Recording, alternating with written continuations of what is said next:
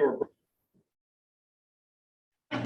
broadcast of this meeting is being made at the direction of the board, which may capture images and sounds of those attending the meeting. Roll call. Vladimir. Here. Jessica. Here. Brian. Here. Shelly. Here. I'm here too.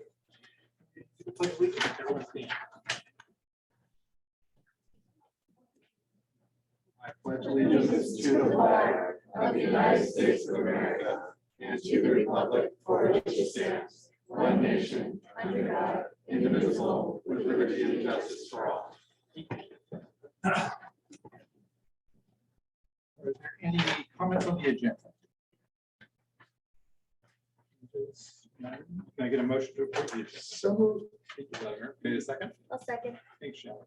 Moved by Vladimir, second by Shelley. All in favor? Aye. Anyone opposed? Hearing none, we move forward. We met in closed session. We had both a closed session and a learning session. Study Study session. Thank you, learning study session prior to this, but no action was taken by everyone. Amber?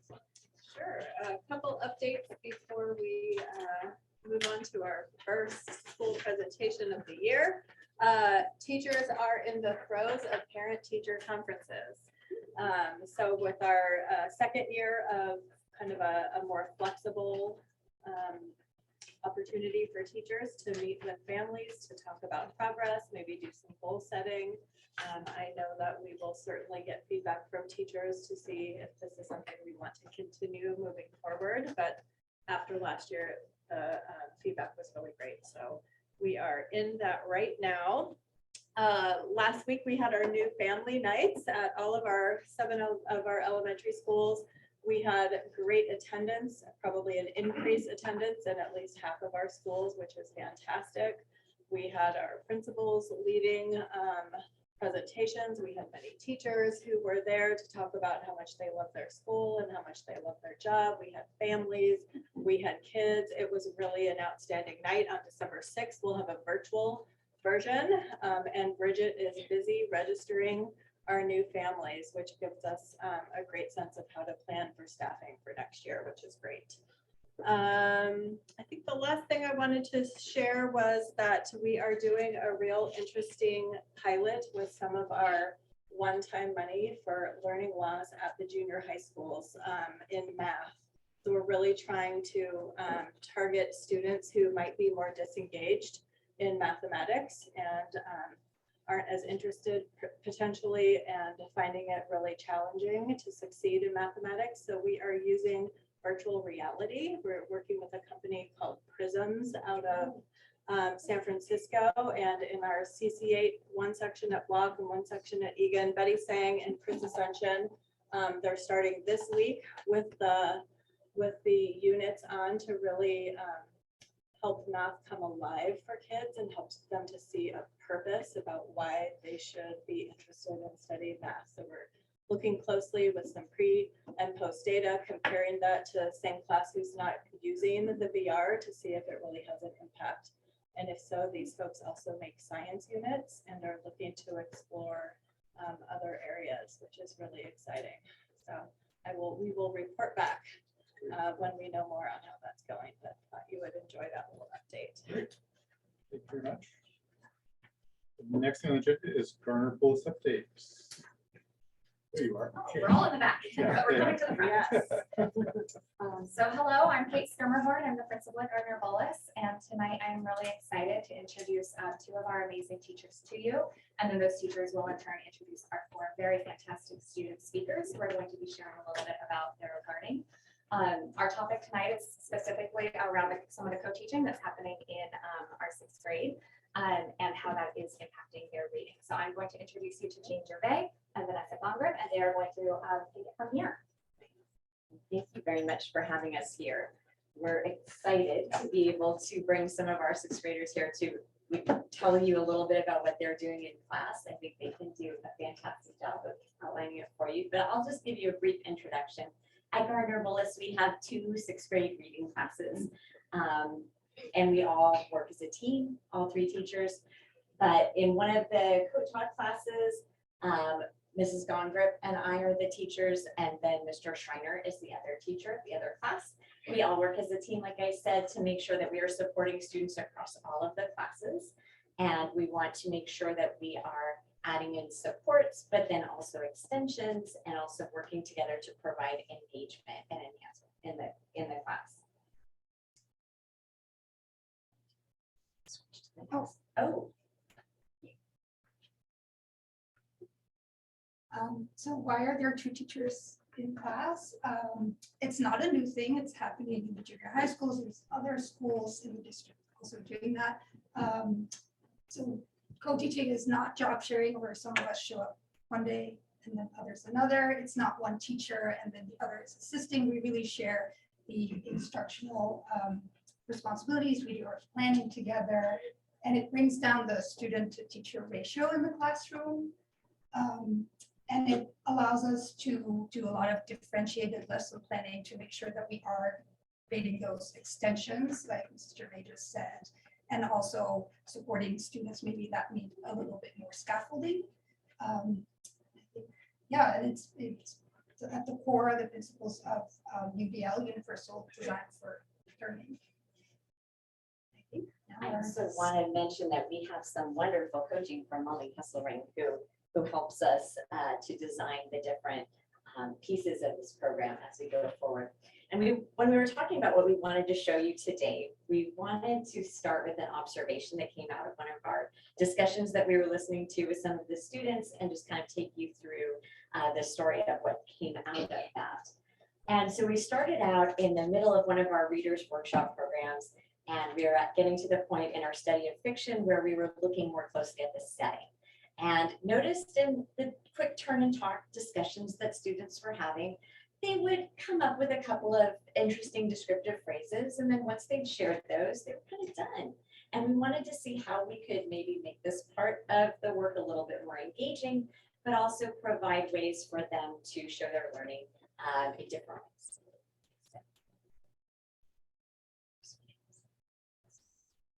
Okay. And we wanted to get all of the students involved. So first, we wanted to make sure that they could look into that text and pull out an important quote, cite that text evidence, and by doing that, hopefully start to see this picture in their minds of what was really important in the setting. And so the students would create a visual to help them think about it. And then we also had some sentence prompts that were set up to help them get started expressing their ideas. And this is one example of what a student created.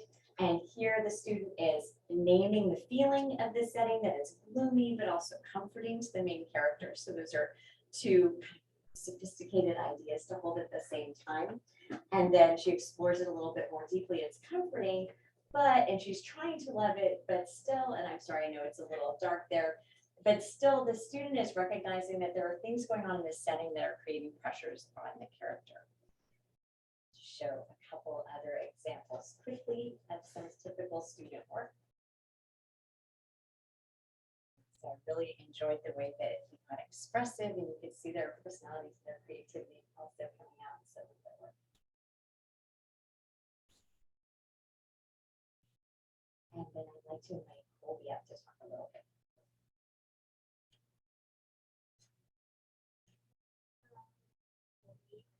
Class, we've been working on the setting in the class.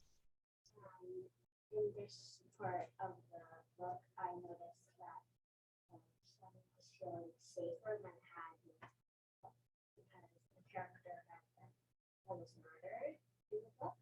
But then when some random person without even knowing who they are comes up and saves him and his little sister from being nearly killed again, he feels really safe because it just doesn't, he doesn't even know who they are and they just save him out of nowhere. And I really love this activity because it combined two of my favorite things, which is wine and books. I love it so much that I still do it in my notebook all the time. I really do love all the work we do in our class. And Mr. Ray has such great ideas. We took this on together. We just have a fun class. teachers have great ideas, but what about our students?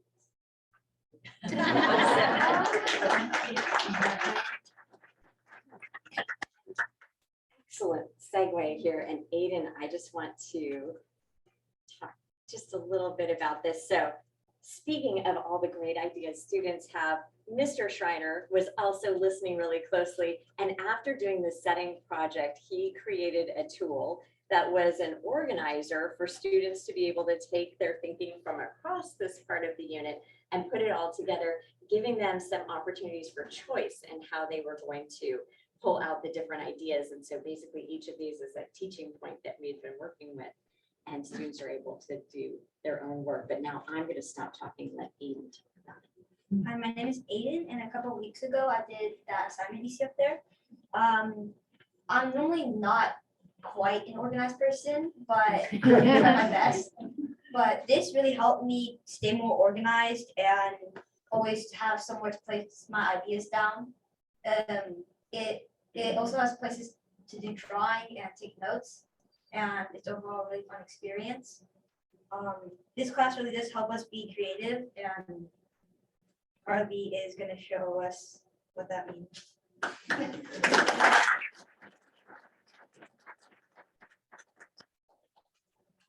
I personally am very artistic and creative, and I have a lot of free time.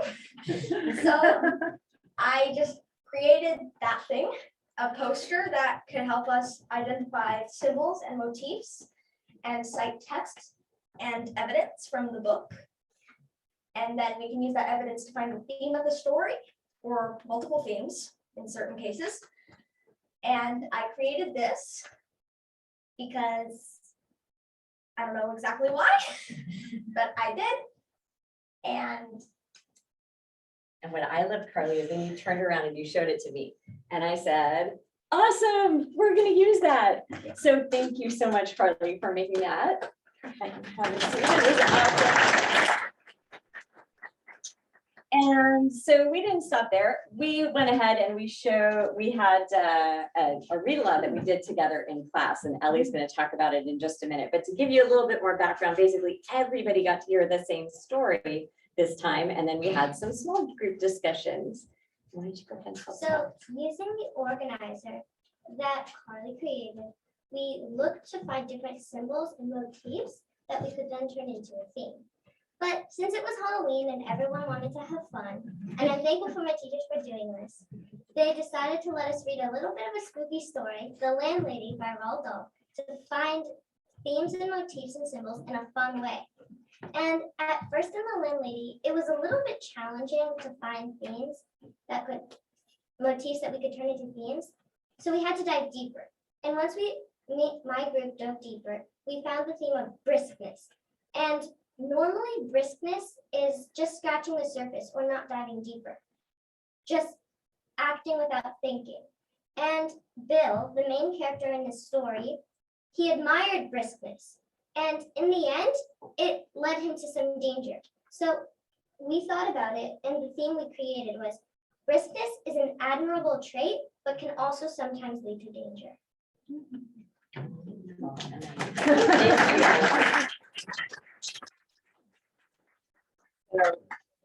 So yes, it is a lot of fun to be with this reading class in sixth grade. And we're just so proud to be able to come and show off a little bit of what they're doing and let you have a peek inside their classroom. Yeah, thanks. Thank you. Appreciate you all coming down.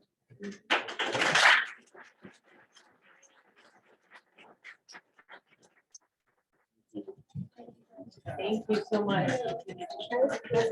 Right? I know. They're back.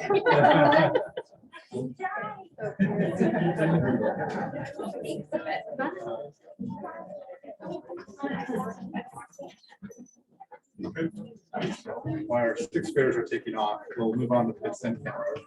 Any board members have a comment on the consent calendar they'd like to? Where is it?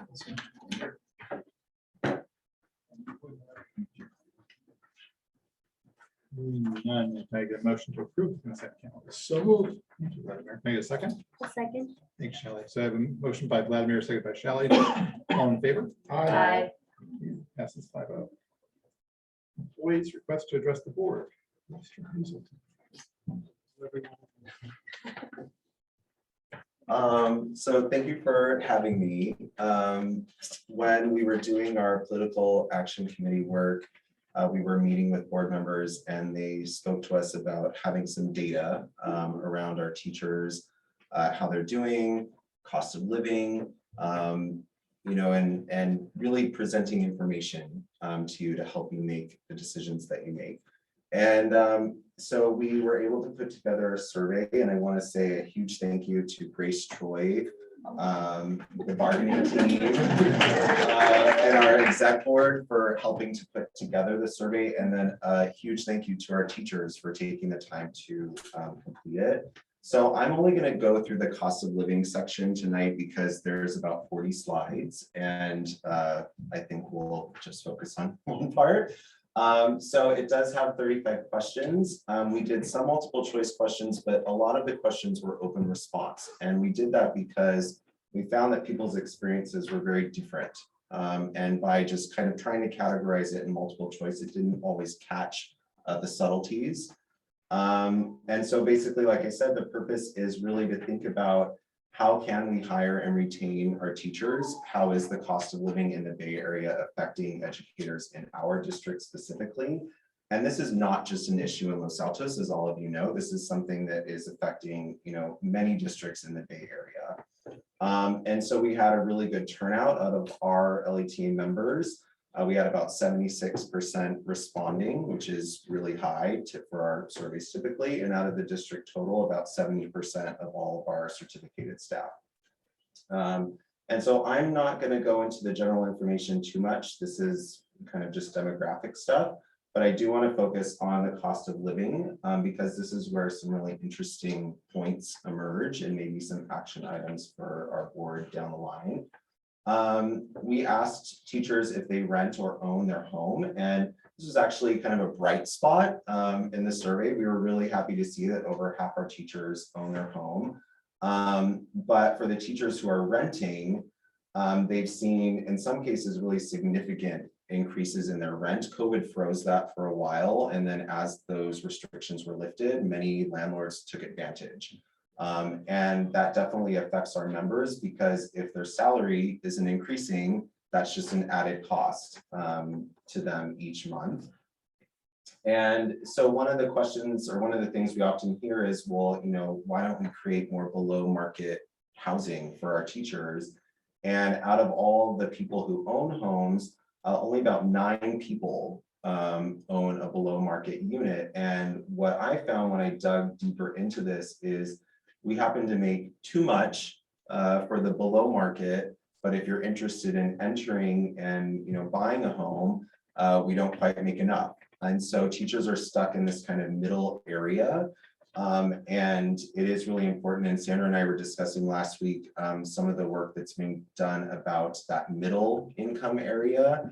And I'm really appreciative of that because I think that would help a lot of our members get to that home ownership stage. This was a very interesting response. We asked teachers if they could afford their rent or mortgage independently. And this was kind of huge. 77% of our teachers say that they cannot. And so that creates stress for our teachers. One job loss, one accident, one anything can really upend their lives. And, you know, part of that is due to the high cost of living in this area. You know, don't get me wrong. But I think that that is a concerning point. This was the other one that was very interesting in this section. Do you need to supplement your income? I can speak for personal experience. I tutored for about 10 years in order to be able to supplement my income. And I can definitely see how that added stress and does add stress to our members' lives. And even living with a roommate. I mean, if something doesn't work out and you have to find somebody else, that isn't always the easiest thing to do. Have you delayed buying a house? Over half of our respondents said they have. That was also true in my case as well. And some members indicated that the only affordable units are too far of a commute. And one of the demographic questions we did ask that I didn't go over was about commute time. And so for the teachers that can afford to live near Los Altos, their commute time is very minimal. But we have some teachers that are commuting over an hour a day, which adds about 5 hours a week to their lives. This one was just asking about student loans. We actually have a pretty low number of teachers who are repaying student loans. It typically, when we looked at the demographic data, affects newer teachers. But if we think that they're also lower on the salary schedule, that can create perhaps a significant burden. Some of the teachers that are paying higher percentages are living with family. So they're making a conscious choice to kind of aggressively repay their loans because they don't have other costs that impact that. And so I did want to share kind of the middle quote, because I think that this speaks to a lot of our teachers' experiences, especially the younger members who are looking to start families. Even though we own a home, it's a tiny 2-bedroom condo. My children have to share a room and there's barely enough space for all 4 of us as they get older. I would love to be able to afford at least a 3-bedroom house with a yard, but cost of living is so high that we just don't have enough saved up yet. And I think that that's kind of the ongoing challenge of living in the Bay Area. Even if you can buy in, a lot of people are buying in, at smaller condos that maybe aren't suitable for starting a family. And so then I also wanted to talk about this because it relates to costs. A lot of people are having to pay for childcare if they don't have family in the area to help them with that.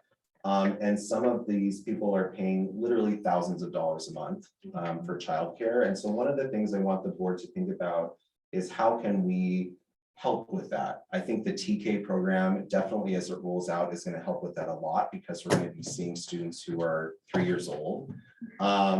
But for infant childcare, that can often be the most expensive.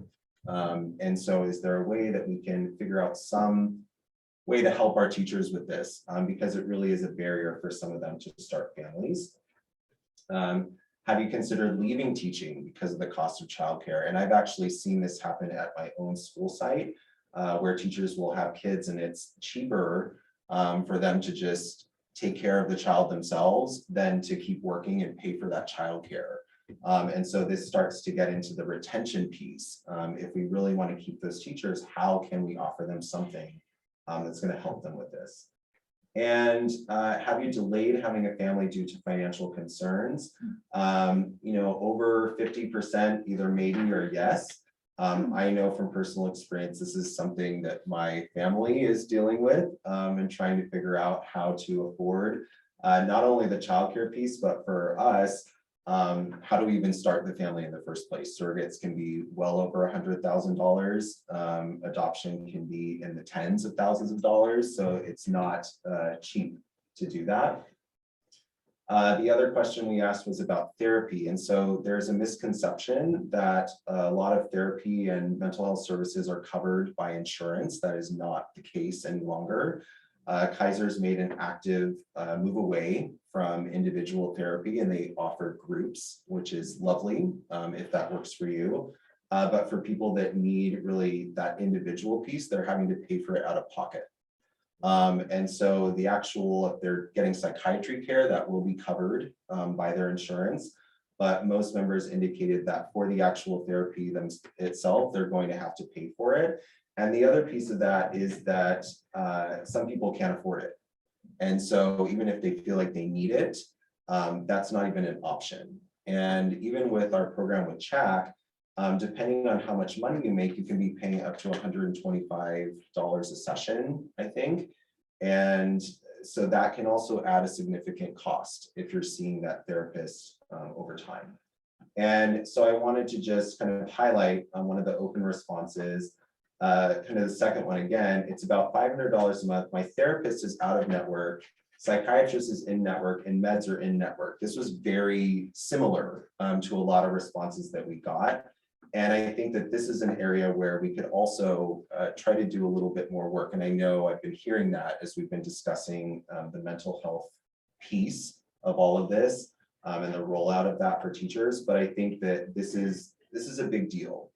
Teachers have been kind of put upon during COVID. A lot of us came out of it traumatized. And I don't mean to say that word is a cliche, but I really think it was very traumatic for many teachers. The workload was traumatic. People came back burnt out, and now we're trying to meet the needs of everyone. And some people are still fighting their way out of that state of mind. And so I feel like as an advocate, I have to bring that up and state that. And so I don't really want to get into the prep piece tonight. There's probably about 20 more slides. So I'm happy to come back and kind of discuss that piece, but I really wanted you to just see the costs that our teachers are incurring just to help you make some decisions. And that said, I think that the union and the teachers realize that you walk a very fine line and that you're balancing fiscal stability and all of those things with also helping our members. But at the end of the day, teachers also have to make a decision about what's going to really work for them and their lives. And pay and compensation is a big piece of that, especially in this area. So thank you. I'm happy to take any questions if you have any. Any clarifying questions on the petition? All right. Thank you very much. Thank you very much. Thank you.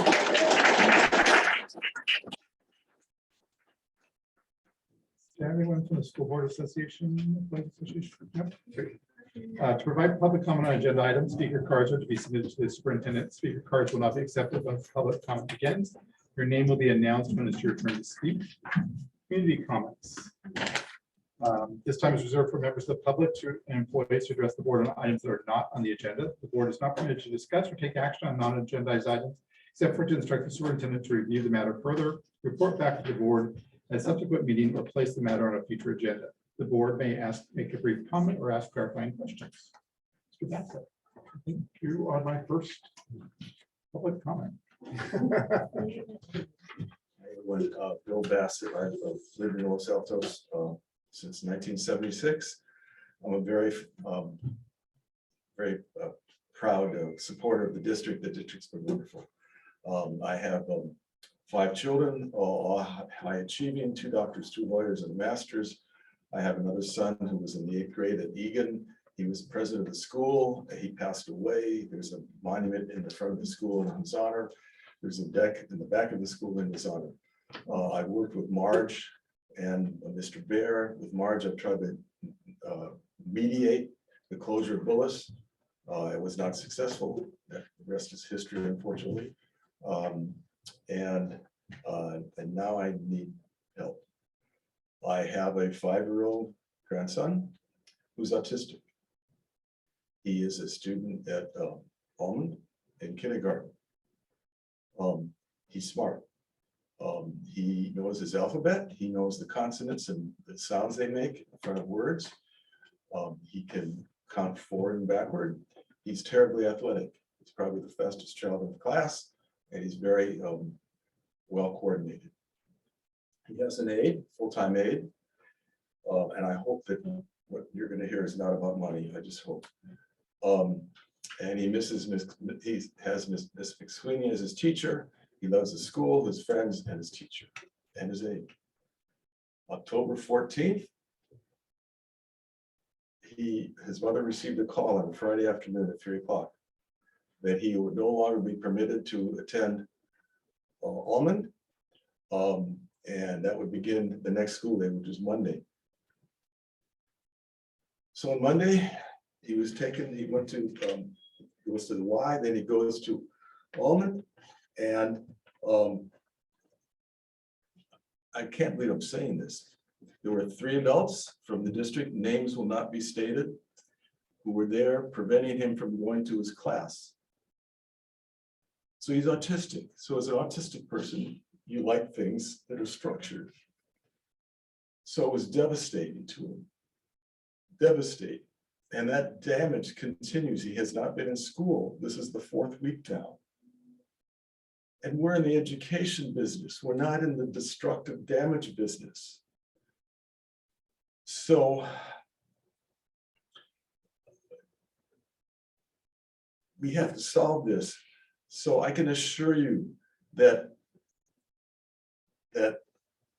if any parent back here had, his name is Aiden, has Aiden as a child, they'd want him to stay in general education with his A.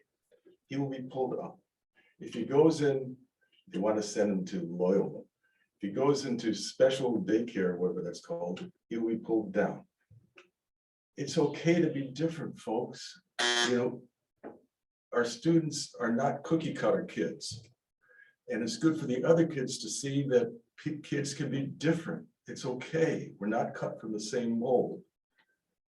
I have a video of him. He can actually read rudimentarily. He can read. I have a video that I could show you, but I need your help.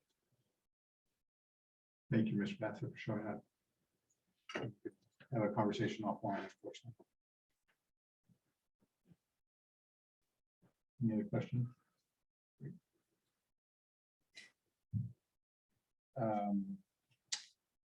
We're going to move on with the agenda, I think, tonight.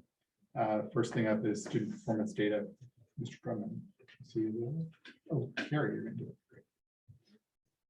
This woman is not feeling well.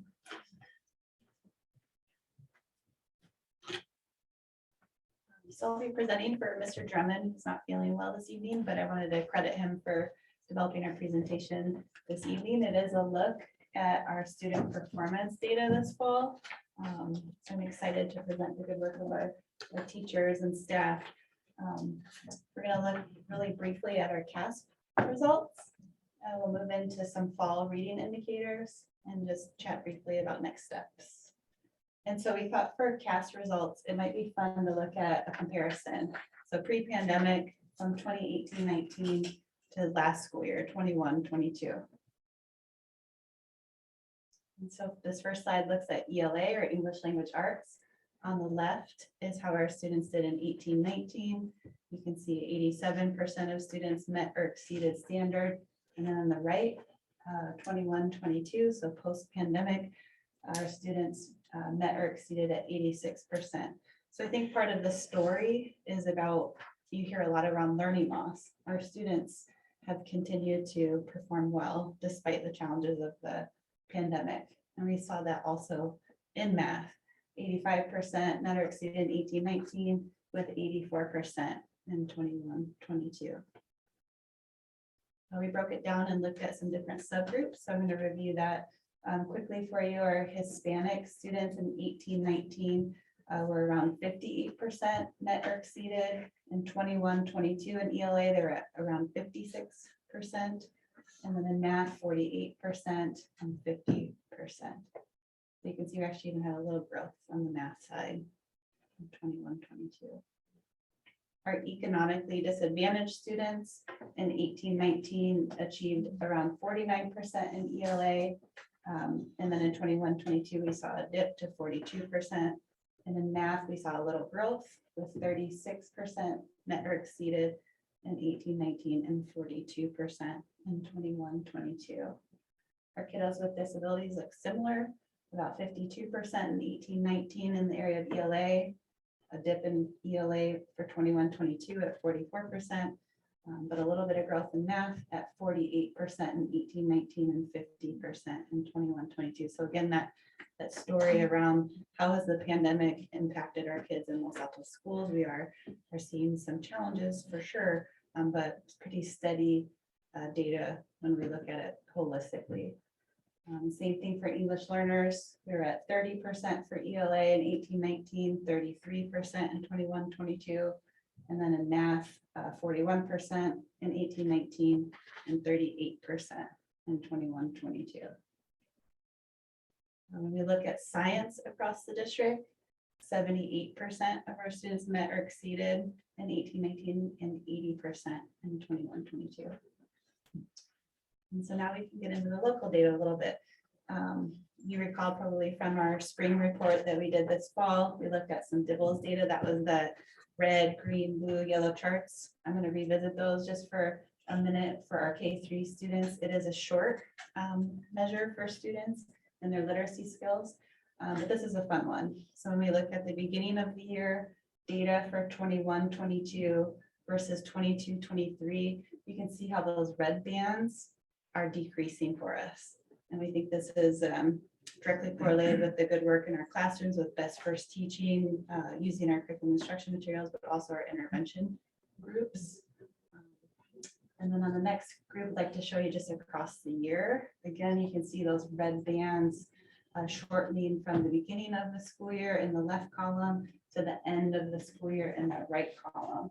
So again, those reds are our students that need or have been identified to need intensive support, yellow, a strategic support, green, just core support in their classrooms, and blue, achieving well in classes. This chart is also a look at our local reading data for FNP or Fontes and Pinnell. And so for this one, we thought it might be cool to look at some cohort data. So how did That our was not in your cohorts- packet. Yes. Okay, Yes. This is So, like last minute computations here. So I'd like to point out our first graders from last year, based on their reading data in fall of 21, to second graders, fall of 22, had about 7% growth. Second to third had 4% growth. Third to fourth grade had 1% growth. Our fourth to fifth, 10%. Our 5 to 6 held at 87%. 6 to 7 was 8%. And that 7 to 8, based on the literally data, was 22% for an overall average cohort growth data and reading across grade levels of 8% growth. Then I know there was some interest in looking at our summer school students. So you can see that data, certainly isn't as high as we would like it to see, but that's why we're inviting them to summer school. So they get the interventions that they need. So you can see this again is cohort data. So grade 1, 0 out of 16 students on that fall 21 reading measure met or exceeded standard. We had 2 students by fall of 22. So what I like to point out is 7 out of 78 students in fall of 21 we invited to summer school were at or above grade level. We doubled that number between that year to 16 out of 78 students. So that's a good thing that those numbers keep decreasing for us. And so that was just a look at who was invited to summer school and how they performed fall of 21 to fall of 22. So next steps, we're continuing to work on our reading intervention program. Each school site has a data concierge from our office that reviews the data by individual kids. So each student by name is color coded based on their CAS student data, their FNP or their DIBELS data, or the junior high, their literally data. And so that's really working to look at kids, plan interventions, target supports, make sure staffing's in place to run those small groups and small interventions. And we're really proud of that. So one of our next steps is going to be doing the exact same process for math, identifying math screeners and looking how we can build on the success our reading intervention has had, or data walls have had, and implementing that with math. And I just want to mention our DIBELS system has a student progress monitoring graph. It looks like this, where our interventions are updating every 2 weeks how our students are doing. So really tracking to make sure that they're making progress in these interventions, that they're in the right programs. And we're continuing our professional learning and really focusing on best first instruction in the classroom. So this year we're working on professional learning and reading at the primary levels. Happy to take any questions. Have any- Everybody questions, comments? First.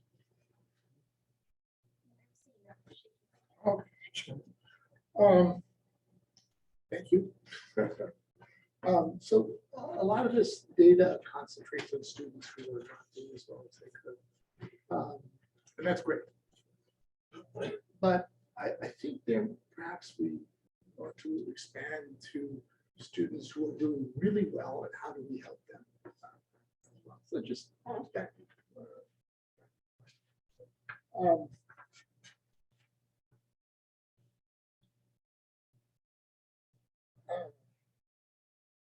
If you look at Hispanic students,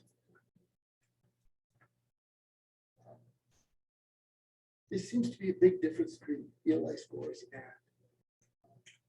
math scores, which is not reflected in the other, in the all the students. And I was just wondering if there was some idea behind that. These are both about roughly the same, right?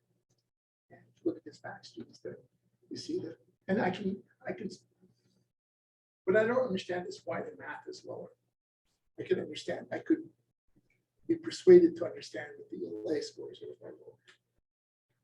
Academic vocabulary plays a big What's that? role. Academic vocabulary plays a big role in math. So when they're Yeah. participating in these assessments and having to determine what function are they being asked to complete and what's the problem really asking there, the vocabulary is specific to the content. Yeah.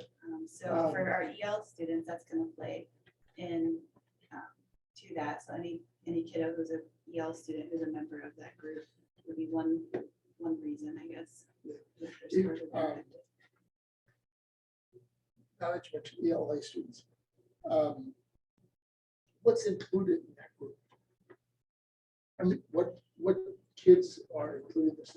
These are children who have come to the district who don't speak any English. There are probably some that have been here a year, maybe 2 years. Anything else? It would be all of our students who are identified as English learners. So yes, it could be a range of kids with different proficiency levels, different languages. in these scores. On the science, 1.88% standards not met. That's really low.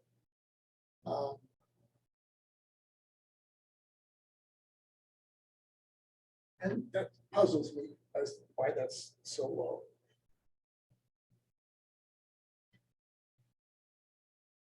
I mean, it's great that it's working out, but if We should be excited about this. And Grace, you might be able to clarify for me, but I think 18-19 might have been the first full year where we had the cast. We had it trickled in slowly. Do I have any fifth grade teachers in here? No. Because it's fifth only. So it trickled in pretty slowly. I feel like 18-19 was the first full year of implementation. They did like bits and pieces of it. And then of course the pandemic hit and then it was back, not quite to its full. The whole test last year was a little bit modified. So this is early benchmark data for us around science, I would say. We don't have many years of data to compare to. so, in some sense, I think that somehow or other there ought to be adjustments to this data for students who don't have English as their primary language, or perhaps they're not doing as well in math, because you're not testing only the science knowledge, you're testing all these other things as well.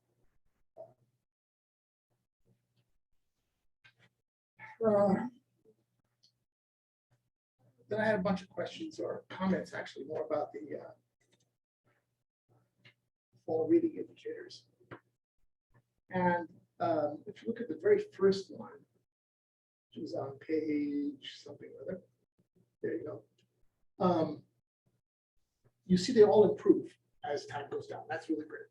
The especially the red and also the green. And the same thing is true for 2022 to 2023. Except for first grade to second grade, the yellow gets a little bit larger and then shrinks back down again. And I was just wondering if there's an idea of why that might have blossomed or not. And by the way, totally okay to say I don't know. And it's up to you to decide whether you want to drill down into this. Just an observation that I'm making, that's all. Carrie, do you want to go back and talk about, because you told me about how when you're looking at this graph, like K in 2021-22, you really want to go across and down to first. That's a close, not perfect, but a close like group, right? So when you look at it in that way, as opposed to just going linearly down, which is looking at different cohorts of students, you can see a little bit how perhaps from first grade to second grade, you know, more of the reds became yellows on their way to become greens and blues. That makes sense. Yeah. That might be a better way to present the data also, but I don't know whether it might take a lot of work to do that. Sure. And that's why you see sort of that rudimentary chart for the FMP, because we did want you to take Yeah. a look at some of that cohort data. So it's not the same students year over year. So this is a look across the year. I love this one because this is going to capture that same exact cohort, beginning of the year, middle of the year, end of the year. You can really see those bands improve. So if you look at the kindergartners, there's yellow, it's fairly small. It gets larger and then gets smaller, really small again. And that was sort of like, that was just curious about. Yeah, what leads to some of the when you're participating, what changes for them up and down. That's it. Thank you. I have, I don't, it's not clarifying, but I guess it's clarifying questions. How can we look at, we're getting the aggregate of all of our schools. How can we look at each school individually? We're happy to do that with you. We have that data and we hold it in our data walls. Okay. And we've also crunched it to get this data for you. Yes, So if you'd like to connect and. Okay. We can do that. thank you.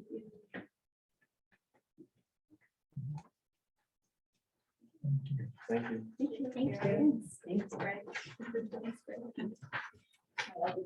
Yeah. Yeah. Hearing. Stay. We have a public hearing on the health education curriculum. Do I have to close the agenda, close the meeting? Yeah. Yes, close our board meeting and open the public hearing on health education curriculum adoption.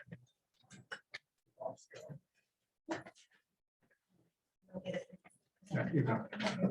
I have the great honor of presenting the recommendation for health curriculum to you this evening. The presentation has 4 quick parts. The first one, why health ed. The next part is about our process. The third section is on our pilot and the feedback. And then finally, our next steps if it's adopted this evening. So why health education? This is probably not new information for you, but we are working with framework and policy, including the California Health and Youth Act and a variety of different standards. In addition, we know that health education like this helps prevent child abuse. It promotes social emotional learning. It advances equity. It promotes healthy relationships, and it just increases health and well-being of our students, especially our LGBT plus students. There's a number of baseline requirements. I won't review each of those. They're included in the slides, but as we're looking at curriculum and considering what would be best for our students, we're keeping in mind what the instruction must entail based on these frameworks and policies. Just to highlight, it's about gender expression, the value of committed relationships, knowledge on healthy relationships, knowledge to help make important and healthy decisions, knowledge on STDs, contraception, issues around pregnancy, sexual assault and harassment, and then of course, local resources for students and student rights. I also want to note parents of students in our 5th grade and 7th grade program who would be participating in this have the right to opt out. They will be notified in the spring prior to the instruction of their right to do so. And their students will receive alternate activities during these lessons. This is just a look at all of the great work that happened here in LASD building up to this point. So it's been about an 18-month long process led by Sandra and the team. There's been a wellness committee, curriculum committee process, as well as pilots of different materials and different materials considered. And so this evening culminates that good work. So I'd like to give you a little bit of feedback on how the pilot went. We piloted puberty talk for our upper elementary and teen talk for our junior high. And we asked the students and the teachers, and we also asked some parents for feedback. 85% of our kiddos and 100% of our teachers felt lessons were engaging. So that's pretty good data. 100% of our teachers felt the lessons were age appropriate, developmentally appropriate for the levels. 94% of our students and 100% of our piloting teachers felt materials were clear and easy to understand. 93% of students reported they felt they were learning important things. And then our parent review of materials, we did have 4 parents come to the DO to review during the pilot period, and 12 come during the recent review window and provide feedback. And so I'll just summarize a little bit of that for you. We had some parents feel like it was a fantastic curriculum. They were appreciative. They felt like it was developmentally appropriate. One person said, I thought the content was age and developmentally appropriate. My child learned a lot. And we had thoughtful discussions at home. We had other parents who had concerns about the school district having discussions about sexuality and gender identity. And so they provided that feedback to us as well. We reviewed the feedback and the outcome of the pilot with both the Wellness Committee and Curriculum Council, and both committees support bringing it forward to your review for consideration for approval. Some of those reasons where they felt like it was the most comprehensive curriculum. Kids didn't have gaps in their learning. The responses from our teachers was super strong. They also felt like it was easy to follow, easy to know what the appropriate verbiage was to use. Very positive for kids. It had a positivity frame, and it's also widely used by area districts and districts in California. The Health Connected organization is also very supportive and helpful and will continue to be partners with us. So our recommendation is that we adopt Puberty Talk for 5th grade, Teen Talk for 7th grade. And I want to mention that we did send an informational message out to all of our parents with a video and the invitation to review materials. And that's how we got parents to come on into the video and take a look and review. Next steps, if adopted this evening, will provide PD for our training for our teachers with the Health Connected organization. We'll collaborate with them as partners, including our district nurses. We'll proceed with parent info nights and send information out prior to instruction, and we'll deliver the lessons this spring. Before we do that, if anyone would like to provide public comment, please give the word to Sandra. Anyone here have comments, questions? on what you heard? Great, then I'm not seeing anybody rushing up to give us comments, so I'm going to close the public hearing adoption piece. Any other comments on the agenda item? Anything at all? And I think the next step is yours as well. Yeah. This item is an action item, so I'd ask the board to consider making a motion to approve the materials for adoption this evening. So moved. Well, second. Moved by Vladimir, second by Shelley. All in favor? Aye. Yes, it's 5-0. Sharon, parcel tax proceeds of Village Charter School. So yes, this is a routine item, since Mr. GG parcel tax was passed, that BCS shall annually provide an accounting of their expenditures of the parcel tax, which was attached to the item. They provided their expenditure receipts for the 21-22 year on teacher salaries. And tonight we're asking the board to make a determination regarding whether BCS expended its share as required by Mr. GG. An action item by the board tonight. Anyone want to provide comment, please? No. See no one rushing. Is there any comments? Go ahead, Mike. As I commented last year and probably the year before that, this is an information-free document from BCS, and it represents the least valuable spending of our time of any item that we have ever discussed in the last 8 years. And so I'm very disappointed in BCS in their opaqueness, if you want. Comments? Questions, discussion? Okay, I'll move that we approve. Thank you, Vladimir. I'll Yeah. second. Thank you, Shelley. I have a motion from Vladimir and a second from Shelley to approve the sharing of partial tax proceeds report for Village Charter School. All in favor? Aye. Maybe. Okay. Okay, yes, it's 5-0. Thank you. Appointment to the Citizens Bond Committee Oversight Committee. Sure, the voters of our district approved Measure N in 2014.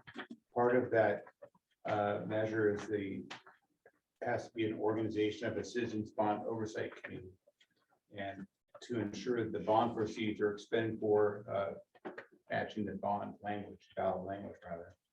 Tonight, we're asking the board to appoint a new member, Steve Brown, who's a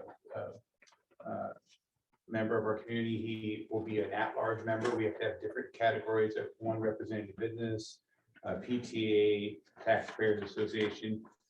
Membership is very difficult to find. We dwindled down to 3 members. We were very lucky to have a quorum in our last meeting. This will give us 4 members, which will be able to operate as a quorum for our next meeting, which is scheduled in December. We have another member that submitted an application that we'll be bringing to the next meeting in December. And I appreciate all the members of the board and everybody helping us try to do some active recruiting. It is hard to find volunteers. We did let people know this is the least heavy lifting that you really have to do. You only have 4 meetings a year. There hasn't been a lot of activity going on lately, so it's actually a pretty easy organization to recruit for. So any help is much appreciated. This is an action item to appoint Steve Brown as a new member of the Measure and Bond Oversight Committee. Anyone wants to comment on that, please let us know. Any discussion amongst board members? I just for the people in the back, who else do we need? What membership we need category? do we Sure, need? we'll need one more at large. We'll need a member of a PTA or a parent. And then also we'll need a member of a senior citizens organization. Any PTA members here?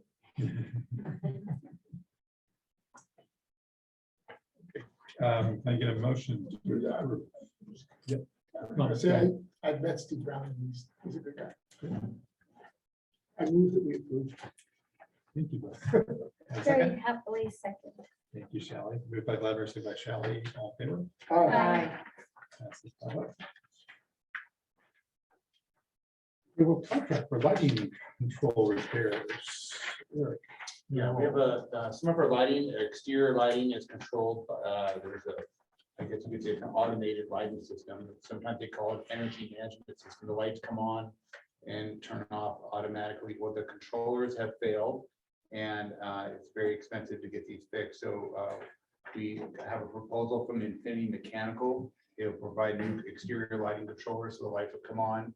Now that it's getting darker earlier, they'll come on automatically. They'll be and Pelican is our district standard controller, so that we won't have different controllers at different sites. And this will be an action item for the board. It's going to be funded by a routine maintenance account. And we're asking the board tonight to approve a contract with Infinity Mechanical for $18,500 to upgrade the controllers for these three schools at Almond, Egan, and Springer. Any comment, let us know. Any questions for Eric from the board?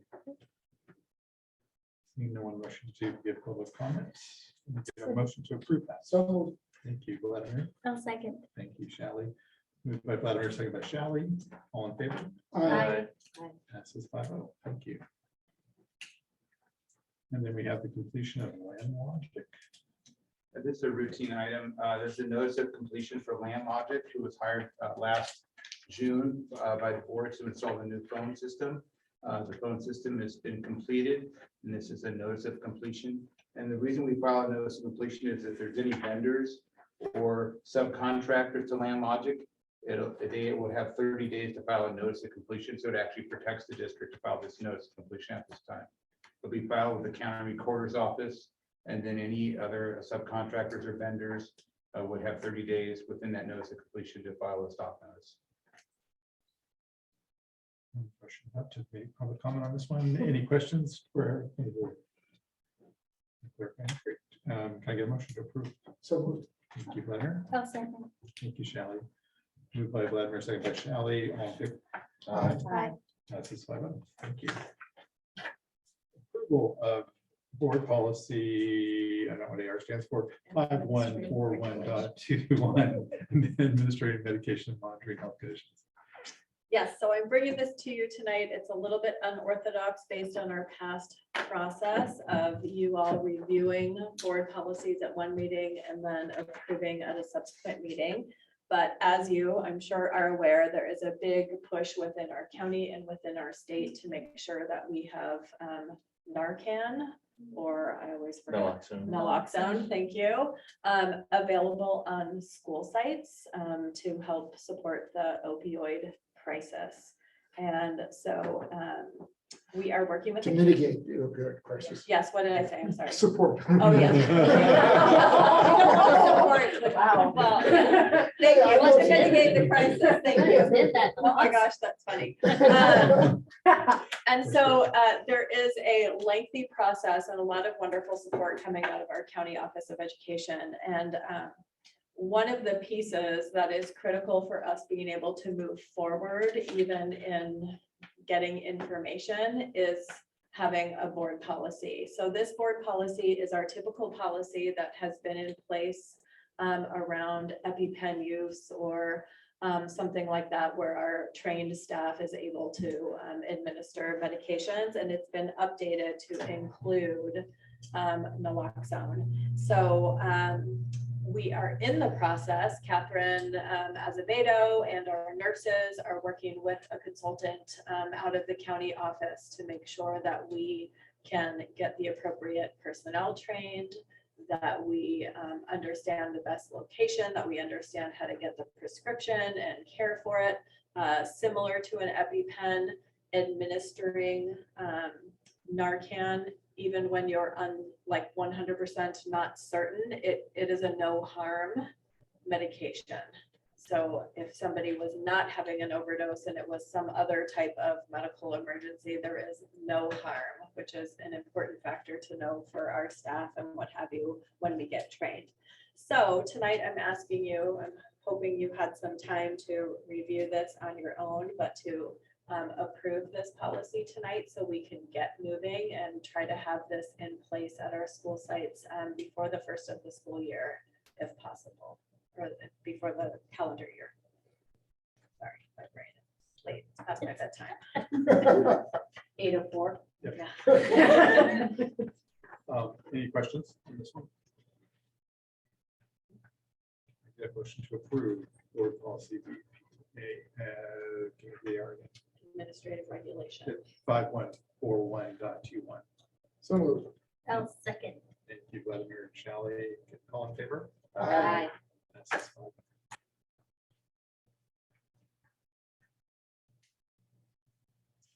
Then we'll move to Yes. board Board policy policy updates.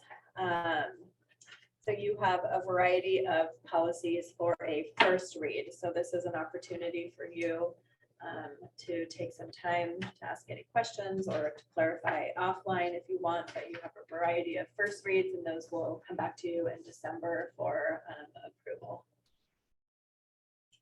Questions, comments on any of these? I had a question. Go for it. 9100 organization. The changes, it says at this meeting, the organization meeting, the board shall, and then 4 and 5 talking about approving the scheduled meetings and designating board representatives, which are both things that we've not in the past done at that meeting. We've set them into motion sometimes and then approved them in January. So I was wondering whether our practice was going to change or if there was some sort of regulatory requirement that is behind this change in language. So I have to get an answer right this very Yeah. second, Yep. but That's a good catch. that was what was Okay, spurred by them. we'll review. Because at this point, December 12th is our next meeting. So Right. if we were going to, for example, designate board representatives for our committees and commissions, in the past, we would have looked at rough draft today Right. and then done it in December. So Very good catch. Comments? When we see it back, maybe we'll edit that. Yep. Great. Thank you. Thank you. Board administration comments. Here, Eric? We have a lot of items here. Sandra, you have anything? Nope, nothing else to add. Thank you. Leonard, you have anything? Went to the Gardner Willis kindergarten, kindergarten, the families night. It was great.